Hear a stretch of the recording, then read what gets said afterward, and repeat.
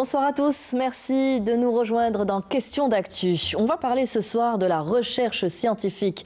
La recherche scientifique considérée comme l'un des piliers qui aidera l'État à passer d'un modèle économique basé sur la rente pétrolière vers un modèle basé sur la connaissance et l'innovation.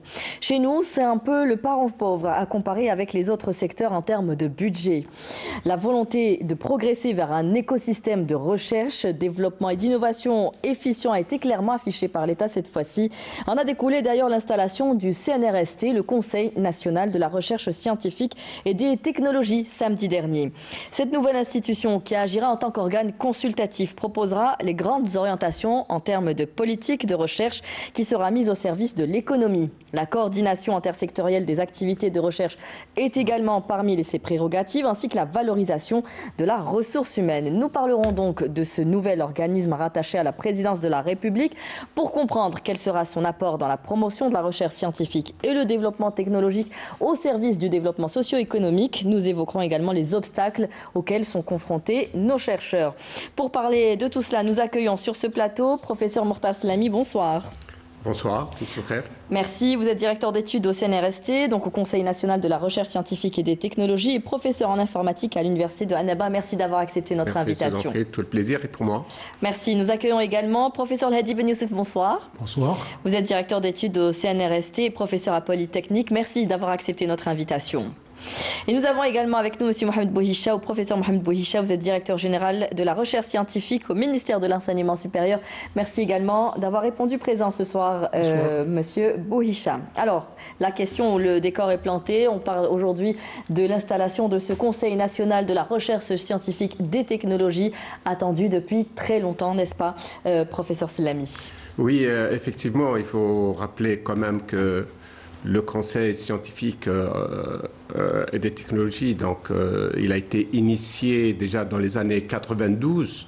On peut dire même qu'il s'est réuni une fois, puis depuis lors, malheureusement, il ne s'est plus réuni. Et depuis 2008, au niveau du ministère de l'Enseignement supérieur, de la Direction générale de la recherche, on n'a pas arrêté de remettre sur le tapis cet organe. Et Dieu merci, donc, il a été constitutionnalisé. Et finalement, donc, le président a été installé en 2020 et la semaine passée, donc, on a assisté à l'installation du Conseil.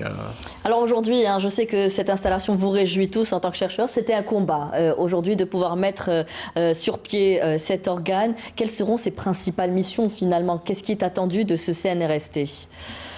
Oui, le CNRST a été installé.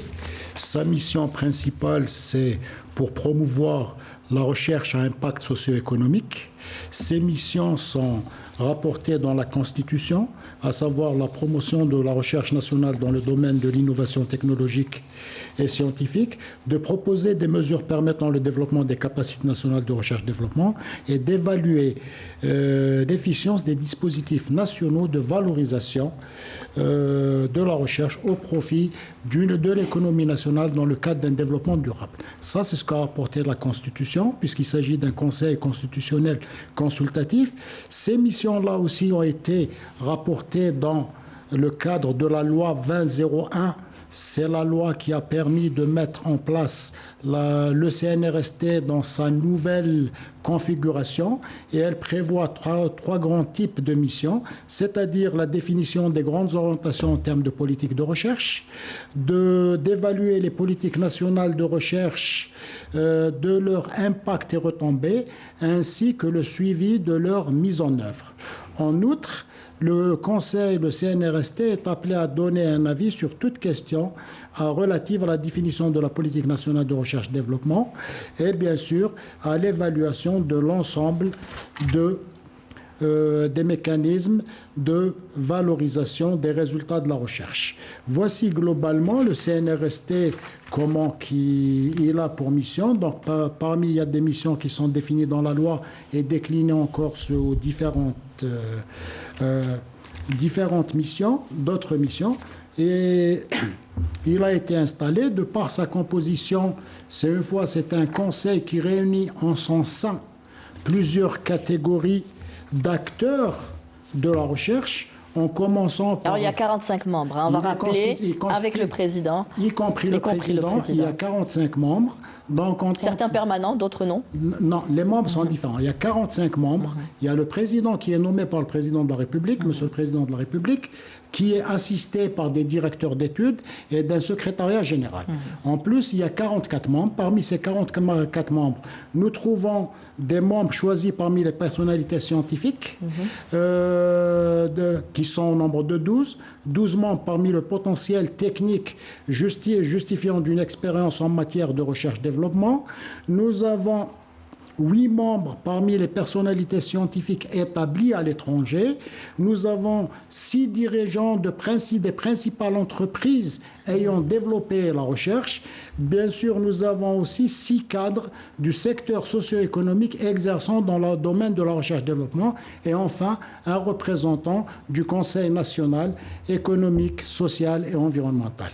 Donc, voici la composition. De par cette composition diverse, donc l'ensemble des acteurs, aussi bien les concepteurs des programmes de recherche que les secteurs utilisateurs tels que les entreprises, que les gens qui mettent en œuvre les programmes de recherche sont représentés pour donner des orientations qui sont en soi des outils d'aide à la décision. Donc, enfin, nous pouvons résumer que le rôle du CNRST, c'est de fixer le cap, de donner le cap comme outil d'aide à la décision pour aller vers une recherche productive de richesse. Très bien. Alors, on le comprend, hein, il s'agit aujourd'hui de passer de la théorie à la recherche appliquée. Monsieur Boucher, vous aviez déclaré que pour vous, hein, l'installation de ce conseil est une avancée considérable. Il constitue le sommet de l'ossature du dispositif institutionnel de la recherche scientifique. Oui, effectivement, c'est la dernière pierre de l'édifice institutionnel. Et je peux lui dire que c'est la pièce la plus importante. Parce qu'auparavant, le système national de la recherche scientifique évoluait sans sa superstructure d'orientation et de planification. Il n'y avait pas de coordination. Il n'y avait pas de coordination. Et ça elle avait des conséquences et des dysfonctionnements sur l'ensemble du système lui-même. Donc c'est pour ces raisons-là, si on examine par exemple la deuxième loi, qui était la loi de 2008, on avait 34 programmes PNR et on voulait en quelque sorte les prioriser. Pour quel programme qui sera lancé en quelque sorte en première année. On n'a pas pu, on les a lancés tous ensemble. Donc il n'y avait aucune priorité. Donc on a considéré que tous les programmes nationaux de recherche sont prioritaires. Et c'est pour ces raisons-là qu'on a eu à exécuter 2841 projets. Donc pour nous, ça représente en quelque sorte une importante étape dans l'édification du système national de la recherche parce que on a maintenant une structure de planification et d'orientation, une structure qui s'adresse à la politique publique qui concerne la recherche. Donc c'est une structure qui donne des orientations des avis, c'est une superstructure qui, il faut le dire, qu'on a en matière de recherche scientifique, on a des pyramides. On a une pyramide en matière de programmation et on a une pyramide en matière d'évaluation. Donc la pyramide de programmation, ça commence avec les départements sectoriels, les commissions intersectorielles, et puis la DGRST, les agences thématiques, et puis là, au sommet, c'est le CNRST. L'évaluation, c'est exactement la même chose. On commence par l'entité d'évaluation élémentaire qui est le conseil scientifique d'un département au niveau de l'université, et ça remonte au conseil scientifique de faculté, conseil scientifique de l'université, le CSP, les CIS, les conseils scientifiques des agences, et puis le CNRST. Donc, vous voyez, c'est pratiquement le sommet des sommets, en quelque sorte, en matière de programmation, en matière d'évaluation, en matière d'évaluer les politiques qui sont appliquées, notamment non seulement par l'enseignement supérieur, mais par l'ensemble des secteurs qui sont concernés. Il jouera un peu le rôle de force de décision. On sera comme une force d'idées, de propositions qui sera présentée donc au niveau de la présidence de la République. La recherche scientifique qui fera maintenant l'objet de débats au sein même du Conseil des ministres selon les propositions du Conseil donc, national de la recherche scientifique et des technologies, ce que vous me disiez, professeur Lehedi. Est-ce que, professeur Silami, on comprend par là, parce que vient de dire M. Bouichet, c'est que au final, on manquait de vision claire, de stratégie claire, que ce n'était pas coordonné et que le CNRST vient justement ajuster tout cela aujourd'hui. Exactement, comme l'a dit professeur Bouichet, le premier problème auquel on était confronté, c'est celui de la coordination, mais également celui de la mobilisation des structures, la mobilisation des ministères. Et il y avait beaucoup de problèmes pour communiquer entre la recherche et la recherche appliquée, communiquer avec le ministère de l'Énergie, communiquer avec le ministère du Commerce, avec le ministère de la Santé, avec le ministère de l'Agriculture. Il n'y avait pas une instance donc, de coordination, Chacun naviguait seul, hein, on va dire. Hein. C'est ça, le problème d'intersectorialité. Non, naviguer seul, mais on manquait également de vision, mais on manquait également de solidarité, on manquait de... Quelle est notre vision aujourd'hui ? Pardon ? Quelle est notre vision aujourd'hui en termes de recherche scientifique ? Globalement, bon, il y a deux choses. On va parler de recherche. Il faut commencer par la recherche académique. Vous savez, on a accusé l'université de beaucoup de mots. Il faut savoir d'abord que nous, lorsqu'on a été recrutés au niveau de l'université, c'était pour l'enseignement, ce n'était pas pour la recherche. Et c'est pour cela qu'au niveau de la première loi sur la recherche en 92 et puis surtout la deuxième en 2008, l'élément fondamental, c'était comment structurer la recherche, comment créer des structures permanentes de recherche, notamment avec les laboratoires. Et graduellement, donc, renforcer aussi les centres de recherche pour arriver même jusqu'aux filiales. Ça, au niveau de la recherche. On parlait tout à l'heure, il faut savoir, quoi qu'on en dise, quand même qu'aujourd'hui, l'Algérie, elle est classée 53e en termes de production scientifique, 53e mondiale. Bon, c'est vrai, on n'est pas parmi les premiers, il ne faut pas se faire d'illusions, mais quand même, on appartient à la première moitié, donc ça, c'est un élément. Le point faible, effectivement, c'est la recherche appliquée. Mais est-ce que nos universités étaient pourvues de moyens pour faire de la recherche? Est-ce qu'il y avait une coordination avec le secteur, j'allais dire utilisateur, avec l'industrie? Pas du tout. Je dirais même jusqu'à maintenant, on aura l'occasion de parler de la recherche en milieu industriel. Elle est inexistante alors que dans tous les pays, la moyenne en Europe, c'est à peu près 60% des chercheurs, ils sont dans les entreprises. Mais bien sûr, les entreprises piochent leurs éléments directement des universités. Absolument. Nous, nos capacités, 98% des chercheurs, 99% sont dans les universités et on voudrait faire du développement technologique. Donc, il faut inverser un peu le processus. Toujours en ce sens-là, si on veut développer une recherche productive et inverser le processus, il faut d'abord aller vers une culture d'expression des besoins industriels en termes de recherche et aller vers une recherche par objectif. Absolument.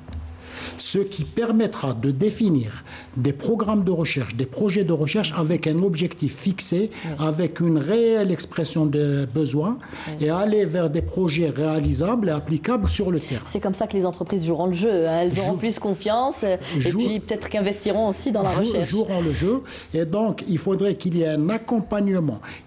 Pour créer cet écosystème, il faut aller vers cette expression des besoins et développer à partir d'un besoin et par rapport à un exposé de motifs et aller vers des choses réalisables.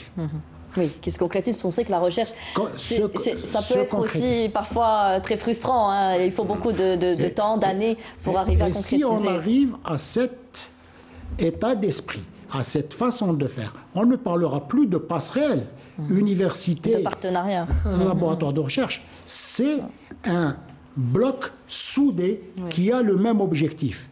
Donc, les secteurs de la recherche en général, qui soient dans le domaine industriel, qui soient à l'université, qui soient dans des centres de recherche spécialisés, représentent un certain potentiel, un certain savoir et un certain savoir-faire.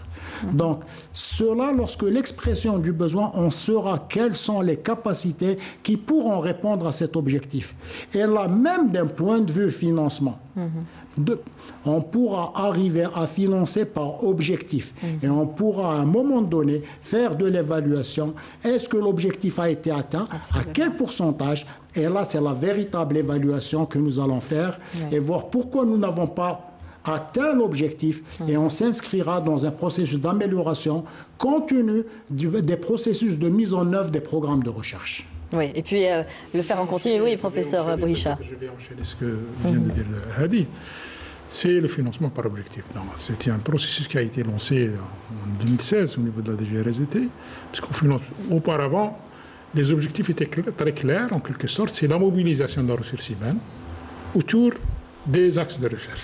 Parce que, il faut le dire, avant la promulgation de la loi 98, la recherche était complètement déstructurée. Oui. Donc, comme premier objectif, c'était de construire ce système. Pour construire ce système, il fallait premièrement mobiliser la ressource humaine. La ressource humaine, le vivier de la ressource humaine se trouve au niveau des établissements d'enseignement supérieur. Et c'est pour ces raisons-là qu'il y avait pas mal d'actions. Les 1600 laboratoires, c'est beaucoup plus pour mobiliser, parce qu'il y avait des objectifs à atteindre. Il faut atteindre 30 000 chercheurs, il faut atteindre 40 000 chercheurs. Donc c'est pour ces raisons-là. C'était dans le quantitatif et pas dans le qualitatif aussi. C'était l'objectif. Il fallait le faire. Il fallait mobiliser premièrement, puis aller vers l'excellence. Maintenant, ce qu'on est en train de faire, c'est aller vers l'excellence. L'excellence, ça se traduit en quelque sorte en matière de financement par objectif. Et c'est d'ailleurs ce qui est inscrit dans la loi des lois des finances. Il n'y a plus de financement par moyen maintenant. C'est le FGAR, c'est le financement orienté vers les résultats en quelque sorte. Oui, il faut déjà, avant le début, vous définissez l'objectif avec des indicateurs de performance et le résultat attendu.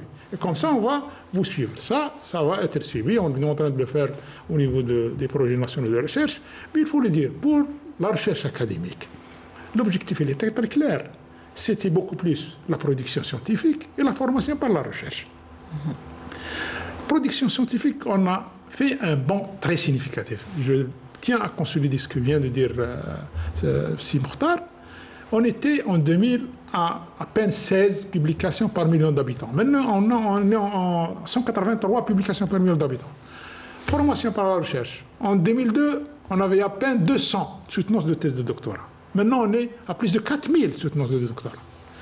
Les objectifs ont été atteints. Par contre, pour la recherche en entreprise, il faut que cette culture de R&D s'introduise au niveau de... Il faut qu'une orientation en matière de politique, en politique publique, d'orienter la recherche vers ces entreprises. Il faut dire dans ce cadre-là que les privés, on a commencé à travailler avec la CAPS, avec la CIMI, ils sont ouverts à ce sujet-là. J'aimerais bien que le public aussi suivra. Mais, alors aujourd'hui, on parle beaucoup de cet investissement très en deçà de la moyenne dans la recherche scientifique chez nous en Algérie. On parle de 0,3% du PIB, ce qui est très inférieur à beaucoup d'autres pays. Mais on comprend que la recherche scientifique nécessite beaucoup de moyens, d'où l'importance d'impliquer les entreprises et les industries également. On a beaucoup investi dans les infrastructures ces dernières années, mais peut-être pas assez dans la ressource humaine. Je confirme ce que vous dites. C'est qu'un des points positifs, c'est qu'aujourd'hui nous avons des infrastructures, nous avons des grands équipements de recherche, pas seulement dans les universités, mais il faut penser aussi au spatial, il faut penser au nucléaire. Et donc l'Algérie a énormément investi dans les infrastructures. J'ouvre une petite parenthèse et une petite anecdote. Donc nous avons eu l'occasion de discuter avec un certain nombre de présidents, de directeurs de grandes entreprises. Et lorsqu'on parle de digitalisation, lorsqu'on parle du numérique, tous disent oui, nous sommes en train d'étudier la faisabilité de nous équiper en moyens de calcul, performants, etc. Mais je leur ai dit, mais messieurs, nous avons déjà plus de 24 centres de calcul intensifs en Algérie, à travers les universités, etc. Les équipements existent. Il y a eu un investissement. Aujourd'hui, c'est effectivement réfléchir comment mobiliser. Je dis bien d'abord mobiliser, former la ressource humaine pour prendre ces aspects en charge. J'ai parlé du calcul numérique, mais il n'y a pas que ça. Il y a tout ce qui est analyse physico-chimique, tout ce qui est analyse des produits qu'on reçoit de l'extérieur, tous ces éléments-là, l'Algérie a énormément investi. Maintenant, pour en revenir aux ressources humaines, c'est un problème très très délicat, mais je dirais aussi que ce n'est pas un problème qui est propre à l'Algérie. Je suis d'abord, comme mes collègues, enseignant, universitaire, etc. Et ça me fait très très mal au cœur de discuter avec des étudiants qui ont fait leur doctorat. Je rappelle aussi qu'on a quand même plus de 24 000 docteurs qui sont au chômage et qui ne voient pas leur avenir dans le pays. Ils se projettent, chacun est en train d'attendre une inscription, chacun est en train d'attendre un poste, etc.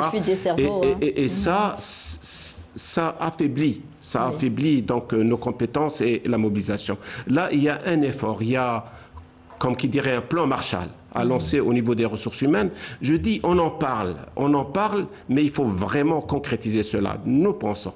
Est-ce que le Conseil est habilité, justement? Absolument. Je laisse la dire. Justement, ce que vient de dire mon collègue Ami Mortag. Valoriser le chercheur aujourd'hui. Valorisation de tout l'écosystème de recherche. Oui. On a évoqué 2 points. On a évoqué le premier point, ce sont les installations et les équipements. Le deuxième point, c'est la ressource humaine. Donc, il faut donner une orientation et fixer un cap pour valoriser tout ce dont nous avons actuellement comme potentiel humain et matériel pour la recherche. Et même plus que la recherche, puisque nous avons un certain nombre de docteurs qui ont été formés. Donc, utilisés, sous-utilisés, donc c'est un capital de connaissances. Donc, c'est un investissement de l'État qu'il faut mettre au service d'un développement socio-économique dans le cadre d'un développement durable.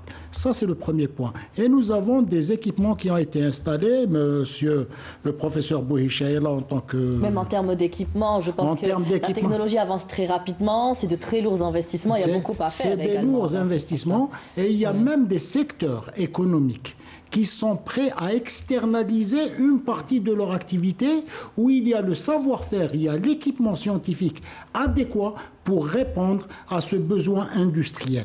Donc c'est ça qui permettra ce brassage-là et créer une dynamique et vaincre cette inertie de démarrage pour mettre la machine en marche.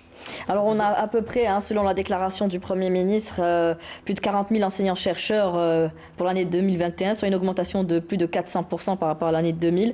On parle de donc 40 000 enseignants-chercheurs, mais de quelle qualité aussi parlons-nous? Est-ce qu'aujourd'hui on peut parler réellement de chercheurs? Sur les 40 000, je peux dire que 50% ont le diplôme de doctorat, plus de 50%. Mais revenons à la ressource humaine. Il faut parler des indicateurs universellement utilisés. Oui. La ressource humaine en matière de recherche, la moyenne mondiale, c'est 1080 chercheurs par 1 million d'habitants. Nous, on est dans les environs de 500 par million d'habitants. On est loin. Mais il faut voir la composante de cette ressource humaine au monde. Oui. 60% de cette composante vient des entreprises. C'est pour ces raisons-là que je vous dis, dans l'académique, on se compare au niveau mondial. C'est-à-dire, si vous prenez le nombre d'enseignants-chercheurs impliqués dans la recherche en France ou en autre pays, avec celui en Algérie, on se compare. Pourquoi on n'arrive pas justement... Par contre, si vous prenez le nombre de chercheurs en entreprise, avec celui qui est en Algérie, il n'y a pas de comparaison à faire. Parce qu'on a à peine 184 chercheurs en entreprise. On ne peut même pas parler de ce nombre-là. Aussi, il y a la remontée d'informations. On est un organe qui est censé avoir toutes les informations requises. La remontée pose problème. C'est pour ces raisons-là qu'on compte beaucoup sur le Conseil pour mettre en quelque sorte ces ajustements. Parce que c'est un raffinement de la politique. C'est un raffinement de la politique nationale de la recherche. Il faut agir sur ces segments-là parce que c'est très important. Je pense qu'il y a une urgence en matière de ressources humaines et la recherche en entreprise qu'il faut laisser. Parce que si on veut avoir une recherche qui est productive et qui a des retombées directement sur notre société, il faut que l'autre côté soit structuré aussi. Bien sûr. Moi, donc, je produis une innovation, mais s'il n'y a pas un tissu industriel qui peut l'absorber, ça va être noyé dans l'eau. Bah oui. Voilà. C'est ça qui est parti. Et puis, beaucoup d'entreprises ne jouent pas le jeu, ne payent pas aussi les stagiaires ou les chercheurs. On est toujours dans cette optique de vouloir en profiter sans qu'il y ait le retour derrière. Il y a aussi cette problématique qui a été posée par le Premier ministre. C'est l'impératif d'œuvrer à l'amélioration du classement de nos universités et institutions de recherche au niveau international. Vous parlez de recherche académique chez nous, où on peut se comparer. Pourtant, en termes de publication, nous sommes encore loin. Bien, il vient de dire on est à 53e position. En matière il y a des domaines.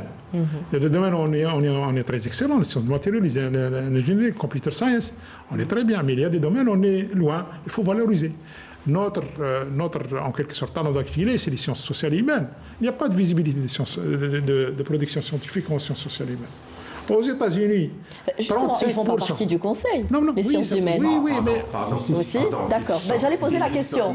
J'allais poser la question parce que c'est très important. Ils sont représentés, mais si on prend le nombre de publications aux États-Unis, ils sont constitués 35% de sciences sociales et humaines. Oui. Et pourtant, les États-Unis n'arrivent pas en tête dans la recherche scientifique par rapport à d'autres pays. Il y a peut-être la Corée du Sud qui arrive en tête. J'ai cité les États-Unis parce que j'ai le chiffre. Oui. Mais nous, dans le monde arabe, ce n'est pas un problème qui est propre à l'Algérie. Dans le monde arabe, on peine à avoir 3%. Oui. Donc il faut agir aussi sur le problème de la visibilité, de la production scientifique de la société. Oui. Par grand domaine. Si on compare les différents domaines et l'origine des publications, on voit qu'il y a une grande disparité entre les différents domaines. Et je crois qu'en tête du classement, et monsieur professeur Bouhicha et professeur Sellami est en charge de ce dossier depuis plusieurs années, je crois que ce qui arrive en tête, c'est les sciences et la technologie, qui sont producteurs de la quasi-totalité de la production scientifique de qualité selon les différents indicateurs et dans les revues de classe A ou B. Donc ceci dit, il faut qu'on arrive à, vous avez parlé tout à l'heure, il faut qu'il y ait preneurs. Et de là, il y a un problème de fond, qui est l'attractivité du docteur en milieu industriel. Absolument. C'est le rendre visible aujourd'hui, c'est ça. Il faut lui, à tous les niveaux, il faut dire qu'au niveau de l'université, il faudrait rendre le doctorat attractif. Oui. C'est un milieu, pour avoir un écosystème, parce qu'il faut dire que même au niveau de l'université, la cheville ouvrière des laboratoires, c'est le doctorant. Donc, lorsqu'on ouvre des postes de doctorat, il faudrait que ce soit un secteur attractif. Au sein de l'industrie, il faut que le chercheur recherche-développement, qu'il y ait un environnement favorable à l'épanouissement de cette compétence, cette compétence pour qu'il soit productif et qui sera même à même d'exprimer les besoins en termes de recherche. Parce que la grande difficulté aujourd'hui, c'est l'expression des besoins en termes de recherche. Et c'est la seule chose qui permet un développement durable. On peut aller de tout, on parle d'innovation, il y a l'intégration, il y a le reverse engineering, il y a beaucoup de choses à faire dans ce domaine qui sont des outils et des leviers qui pourront avoir que des retombées positives sur l'opérateur économique. Ouais. Alors connaissons-nous nos besoins, comme vous le disiez? Est-ce qu'on les a ciblés? Est-ce qu'on sait vers quoi on va aller? Quels sont les secteurs prioritaires aujourd'hui? Vers quoi le Conseil national de la recherche scientifique va-t-il commencer à plancher? Moi, si vous permettez, je voudrais juste signaler 2 ou 3 éléments. Premièrement, lorsqu'on parle de doctorat, etc., il faut dire que le doctorat n'est reconnu qu'au niveau de l'enseignement supérieur, ce qui est une anomalie. Oui. Ce qui est vraiment une anomalie.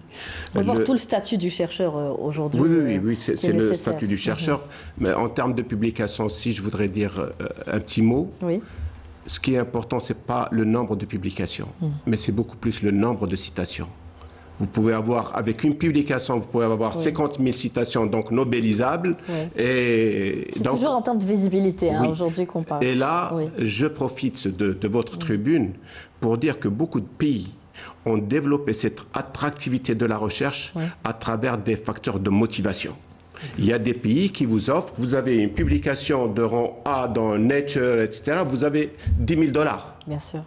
Parce que cette publication va générer peut-être 20 000, 30 000 citations qui permet vraiment de rendre le pays beaucoup plus visible. Ça va créer de la compétitivité également. Nous ne sommes pas compétitifs à ce niveau-là. Si vous permettez, on a introduit un texte réglementaire pour un petit peu faire l'incitation que ce que Mokhtar vient de dire. Si vous publiez dans Nature ou Science, vous aurez l'équivalent de 2 millions de dinars. La Chine, c'est comme ça. La Chine, c'est comme ça qu'elle a procédé. Et enfin, on a parlé de citation, mais on a oublié un autre domaine, puisqu'on veut parler de l'entreprise. C'est les brevets. Oui, j'allais en parler. On allait arriver. Les brevets, il y a eu un effort pour pousser la communauté des chercheurs, surtout au niveau des centres de recherche, à aller vers les brevets. Mais on a 200, 300 brevets. Mais ces brevets, à quoi servent-ils si vous n'avez pas un acquéreur des licences, si vous n'avez pas un secteur industriel prêt à les prendre. Prêt à les prendre. Et là, on revient sur la problématique globale. On l'a vu, le problème s'est posé durant la pandémie. Absolument, absolument. On l'a vu, hein, des brevets qui sont restés sans pouvoir être mis sur le marché parce qu'il n'y avait pas d'acquéreur. Oui, mais là, aujourd'hui, le message qu'on veut lancer, c'est que les entreprises publiques, on a parlé que le secteur privé, on arrive quand même secteur public, ils ont une part de responsabilité dans la valorisation, dans le développement de la recherche dans leur secteur. Parce que lorsqu'on parle d'innovation, l'innovation, dans beaucoup de cas, elle se fait en milieu dans l'industrie. Elle ne se fait pas dans... Il faut des moyens. Il faut aussi des moyens et des si vous permettez, puis je vais laisser la parole, question de moyens. Je dis, en tant que responsable, et je le répète, que l'Algérie a investi énormément. Le nombre aujourd'hui d'équipements sous-utilisés, il est significatif. Et ça ne sert à rien aussi d'avoir, j'allais dire, des technologies avancées, etc., si elles ne sont pas exploitées. Et là, il se pose des problèmes secondaires, des problèmes de maintenance, des problèmes de disponibilité du consommable, des problèmes qui n'ont pas été résolus. Il faut vraiment, vraiment réfléchir de près à cela et je pense que c'est aussi un des défis du CNRST, bien sûr, en accompagnement avec les ministères. Oui, professeur El Hadi. Pour revenir un peu à ce qu'a dit Marta concernant les brevets, il faudrait que s'il n'y a pas une demande industrielle, il n'y a pas un environnement. Donc, il n'y a pas preneur de ce brevet. Il n'y a pas quelqu'un qui pousse à aller vers ce brevet. Donc, lorsque je parlais d'expression des besoins, donc il faudrait qu'il y ait un vecteur qui pousse vers cette innovation qui est caractérisée par une protection, parce qu'un brevet, c'est une protection. Mais il faut une utilisation. Faire un brevet, le protéger contre, pour être protégé, pour qu'il n'y ait pas d'utilisation, alors qu'il n'y a aucun utilisateur, c'est un non-sens. Donc, c'est pour cela que même pour aller vers un brevet, il faut qu'il y ait une demande derrière, qui est, elle, jalouse de protéger son innovation ou son invention.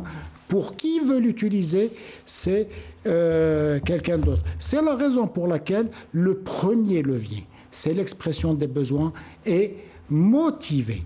Essayer de faire de la pédagogie. C'est-à-dire que nos industries aujourd'hui n'expriment pas non plus leurs besoins. Et puis, pour revenir d'abord à une autre question, vous parlez de cette frilosité des entreprises, du tissu économique à aller vers nos brevets, vers nos chercheurs. Est-ce qu'il n'y a pas un manque de confiance également envers notre communauté scientifique? Et c'est sur ce point-là aussi qu'il faut agir en la valorisant davantage. Ce n'est pas un manque de confiance. Lorsque l'environnement n'est pas présent, il n'y a pas ce mélange entre vouloir se développer, vouloir innover.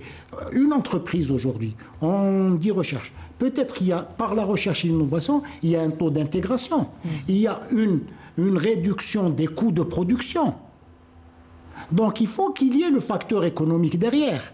Donc une façon de voir, une façon de lancer, voilà aujourd'hui, je veux m'améliorer, mais comment? Il y a une recherche derrière, une recherche appliquée derrière. Donc c'est ça l'expression des besoins, et pouvoir s'améliorer et assurer sa pérennité avec l'ouverture du marché.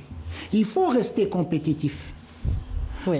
Donc voici, devenir déjà compétitif. Devenir compétitif et avoir, d'un point de vue prix de revient, c'est un prix minimal et aussi avec l'impact environnemental minimal. Donc voici à peu près globalement où se situe la question. Si on arrive à démarrer cette expression du besoin en essayant d'avoir un système évolutif vers les entreprises, en ayant vu la nécessité de développer la recherche-développement à tous les niveaux, aussi bien en interne qu'en externe. Professeur Ben Youssef, qui doit exprimer ses besoins? C'est l'industriel. Peut-être accompagné, dans un premier temps. Le CNRST est appelé à créer ce système, cet environnement favorable à ramener les gens à parler d'abord le même langage. Et on sait tous que c'est le même objectif. C'est un objectif commun.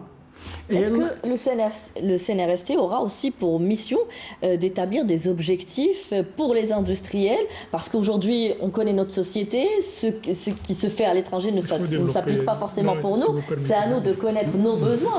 Est-ce que cela fait partie de la stratégie du CNRST de fixer les objectifs à développer? Les entreprises, on essaiera de les... Vous allez les orienter justement sur nos besoins.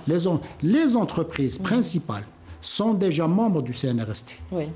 Donc, ils vont fixer leur objectif en fonction de ce potentiel.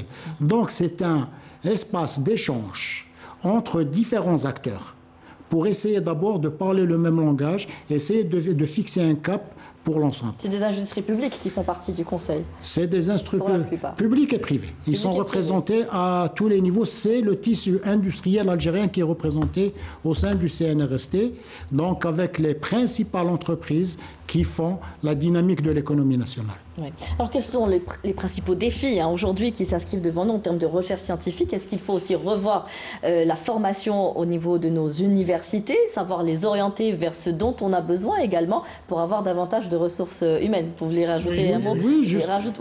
Terminer. Justement, les défis, il y a deux questions, il y a les ressources humaines. Les défis sont clairs. C'est le défi de la sécurité énergétique, la sécurité alimentaire, la sécurité sanitaire, le bien-être du citoyen. Et puisque nous vivons un stress hydrique, c'est la sécurité hydrique. Alimentaire qui se pose cruellement en ces temps de conflit à l'international. Les défis sont clairs. Oui. Et c'est sur ces grands axes que la recherche est appelée à répondre à certains objectifs. Oui, professeur Bouhicha. Il me semble que pour répondre un petit peu canaliser le cheminement de cette question d'entreprise, etc., il faut développer des mécanismes. Les mécanismes par lesquels les entreprises peuvent exprimer leurs besoins, etc. Donc le constat, il est fait, c'est pas la peine de chaque fois répéter ce constat, c'est qu'il y a un manque de culture de R&D au niveau de la plupart des entreprises, de nos entreprises. Et il y a des mécanismes qui ont été prévus même par la politique nationale de la recherche scientifique en la matière. C'est la création des entités de recherche mixtes, équipes mixtes, laboratoires mixtes, etc. Le doctorat en entreprise, pour faciliter un petit peu l'insertion du doctorant une fois qu'il termine son doctorat au niveau de l'entreprise. Il y a aussi ces services communs. À condition qu'ils soient financés. Oui. D'ailleurs, je vous informe que le décret lui-même portant institution ce doctorat en entreprise, il a été finalisé, il va être bientôt introduit au niveau des instances en quelque sorte concernées par l'étude de ce décret-là. Il y a aussi les services communs, comme Simkhtar vient de le dire, il y a beaucoup d'installations de recherche qui ont été construites. Beaucoup d'installations de recherche qui ont été mises en place, des plateformes, des plateaux techniques qu'il y a lieu d'utiliser. Les portes sont ouvertes. C'est-à-dire n'importe quel secteur socio-économique peut utiliser ces plateformes et ces plateaux techniques. D'ailleurs, les plateaux techniques, comme vous le savez, c'est des installations qui permettent la caractérisation physico-chimique de tout produit. Et il y a des plateformes de prototypage, des plateformes de fabrication nanométrique, etc., etc. Mais aussi, il y a des incitations aussi à faire. Parce qu'il faut aussi voir ce qui se fait ailleurs. En matière de recherche en entreprise, ce qui se fait ailleurs, il y a un financement direct, il y a un financement indirect. Un financement indirect, c'est l'abattement fiscal. L'abattement fiscal, on l'a introduit, nous, en 2016. Il était partie prenante. En 2009 et 2016, il était partie prenante. Mais ce dispositif qu'on a introduit n'est pas utilisé par la plupart de nos entreprises parce qu'il y a un dispositif autre que celui qu'on a introduit dans le Code des impôts qui permet une réduction, un abattement fiscal en matière de fonctionnement sans pour autant déclarer ce que vous êtes en train de faire. Parce que l'abattement qu'on a fixé, c'est que vous déclarez le projet que vous êtes en train de faire pour qu'on sache de quoi il s'agit. D'accord ? Ça, c'est le financement indirect. Le financement direct, on a finalisé un projet de texte qui permet, en quelque sorte, de cofinancer les activités de recherche dans les entreprises. C'est-à-dire, une entreprise qui veut entreprendre un projet de recherche, c'est en quelque sorte pour en quelque sorte inculquer cette culture de recherche au niveau des entreprises.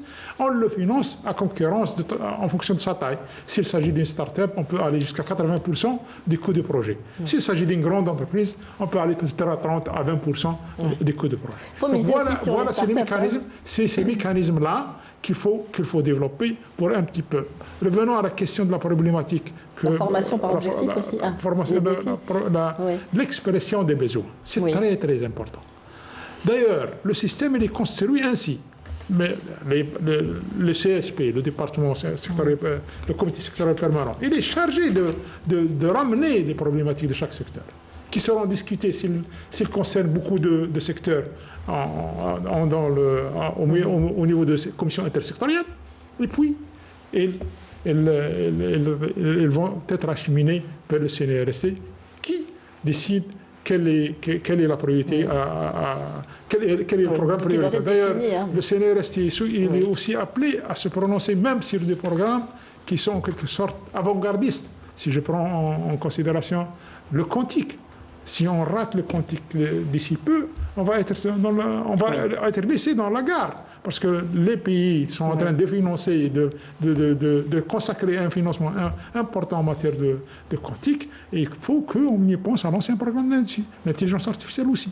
Oui, il y a eu des investissements, enfin, en tout cas une volonté affichée pour développer l'intelligence artificielle. Il y a cette question que je vous adresse également, professeur Bouja. On dit qu'il y a plus de 8000 thèses de doctorat qui attendent vainement d'être soutenues, pour certaines depuis plus de 10 ans, selon l'estimation d'un cas du ministère de l'Enseignement supérieur. Il y a aussi des retards dans ce cadre-là? En matière de celle-ci, la thèse, elle est finalisée. Oui. Il y a la condition pour qu'elle doit être soutenue, c'est qu'elle doit être sanctionnée par un article dans une revue scientifique de renommée établie. Mais on a catégorisé les revues. On a les revues A, les revues B et les revues C. Pour les sciences et technologies, c'est pratiquement A et B. Pour les sciences sociales et humaines, c'est les revues C.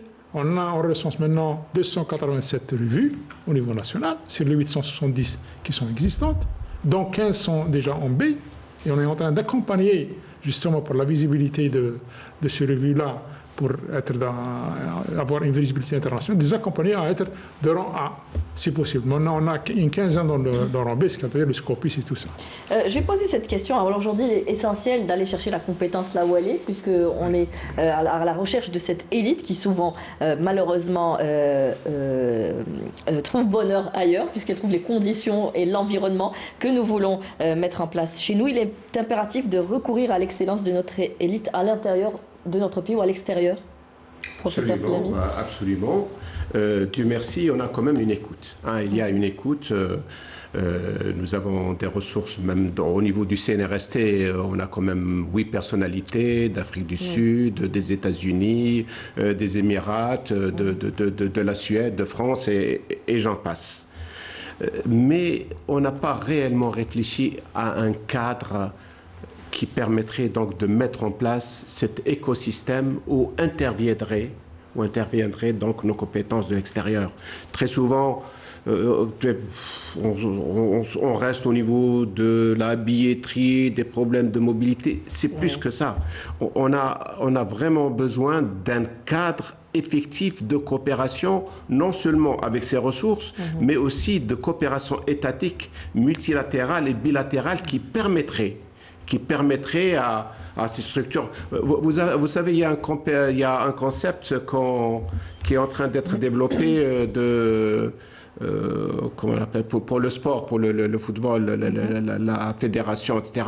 Il y a aujourd'hui des réflexions pour dire on appelle Mahrez parce qu'on a ses compétences. On doit avoir la possibilité aussi d'appeler Habba, pour venir, pour travailler, etc. C'est-à-dire définir un cadre légal. Qu'il y ait une autonomie du chercheur déjà chez nous, une mobilité aussi du chercheur qui est importante. Chez nous d'abord, parce que il est important aussi qu'il ne fasse pas, qu'il ne soit pas freiné également par la bureaucratie. Si vous permettez, je crois que tous ces avis-là et toutes ces idées-là convergent vers le même point. On avait commencé à parler de doctorants, vous avez posé la question, un certain nombre de doctorats qui attendent d'être soutenus, qui qu'il faut attirer certaines compétences qui sont à l'étranger, ainsi de suite. Tout cela relève un peu du statut du chercheur à différents niveaux et différents niveaux d'intervention, quel que soit son statut ou son établissement, qu'il soit à l'interne ou à l'externe. Un doctorat qui n'avance pas, faisons un diagnostic, parce qu'on crée des postes de doctorat avec des bourses qui sont ce qu'elles sont. Oui. Mais ailleurs, il n'y a pas de doctorat sans financement. Ce qu'on appelle sans financement, c'est-à-dire qu'il a un minimum pour avoir une vie décente. La grande majorité de nos doctorants au sein des universités, ce sont des gens qui cherchent un travail ailleurs. Donc le doctorat ne devient pas leur centre d'intérêt premier. Oui. Et ce qui explique en partie, pas en totalité, en partie cette lenteur dans l'exécution des programmes de recherche de doctorat. Ça d'une part. Donc pour cela, il faudrait savoir rendre le secteur de recherche attractif pour les compétences et les faire venir. C'est-à-dire, il est attractif, les faire venir et que le chercheur arrive à s'épanouir dans ce qu'il fait. Oui, absolument.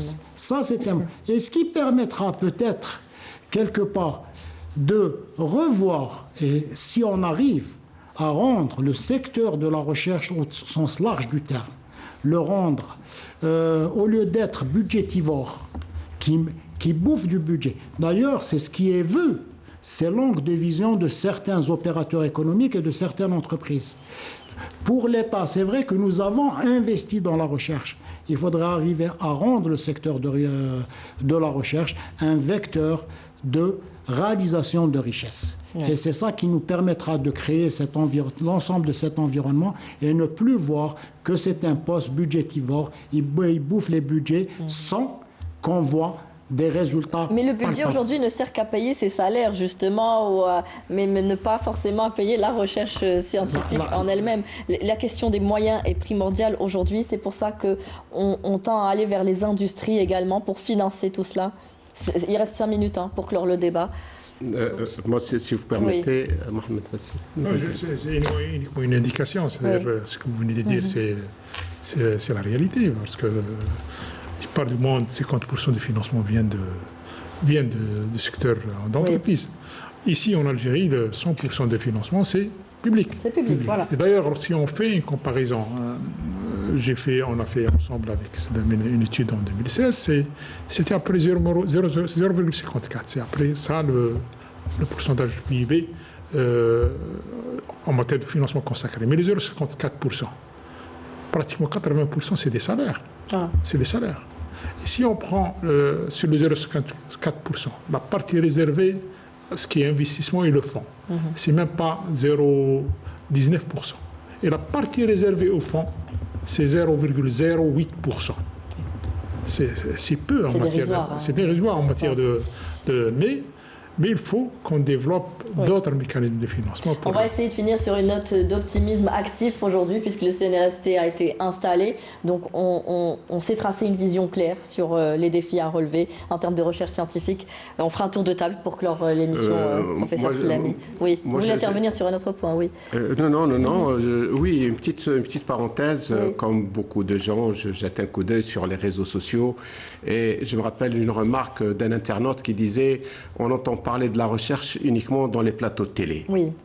Bon, c'est triste, c'est triste. Donc ça m'a fait penser. Il y a deux choses. Il y a réellement un effort de communication, de médiatisation et de sensibilisation et la création même de métiers de médiateurs scientifiques pour que ce qui se fait au niveau de la recherche soit connu par le citoyen, mais aussi les possibilités. Et je termine également pour dire autre chose. À mon avis, importante. C'est l'avenir de l'Algérie sur le plan donc, économique, non seulement pour le développement durable du pays, mais également on veut diversifier notre économie pour l'extérieur. Attention, l'extérieur, ils ne sont pas aussi dépourvus que ça. Vous avez des pays qui ont énormément investi dans les stratégies. Et j'entends beaucoup d'opérateurs économiques dire « nous, l'Algérie, on va occuper l'Afrique ». Attention, l'Afrique, ils sont très bien armés. Il faut vraiment investir dans la recherche pour être compétitif avec ces structures. Parfait, merci, professeur Ben Youssef, pour clore le dernier mot. Moi, je dirais que si on arrive à fixer un cap et aller vers un financement par objectif et ramener l'industrie avec le secteur de la recherche au sens large du terme à exprimer les besoins et œuvrer dans le même sens, je crois que c'est déjà un grand pas en avant. Pour terminer, il me semble que la vie de CNRST ne pourrait qu'être que bénéfique pour le système national de la recherche. Et il me semble qu'ensemble, on pourra peut-être relever les défis que notre société est en train de souffrir en quelque sorte. De se tourner vers le meilleur. Merci. Merci à vous, messieurs, merci pour l'invitation d'avoir participé à ce débat. Je m'excuse pour ma toux allergique. Voilà, c'est pas évident en ce temps printanier. Merci à vous tous de nous avoir prêté attention. Très bonne fin de soirée sur Canal Algérie. Au revoir et à très bientôt.